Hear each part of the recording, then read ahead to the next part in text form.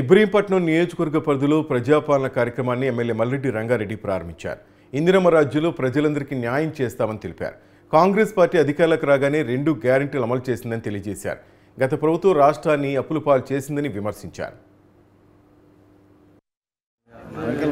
మా ముఖ్యమంత్రి రేవంత్ రెడ్డి గారు, ఉప ముఖ్యమంత్రి బట్టి విక్రమార్క గారు ఎన్నికల కంటే ముందు సోనియా గాంధీ గారు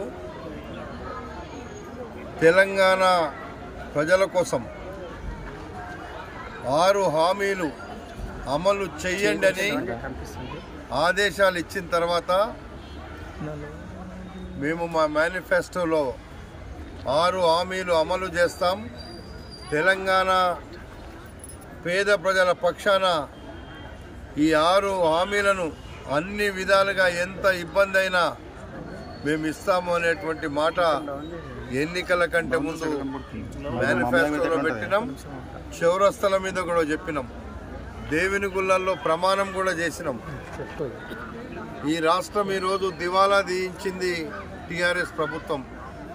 7 లక్షల కోట్ల రూపాయల అప్పు చేసి ఈరోజు పేద ప్రజల నెత్తిన 7 లక్షల,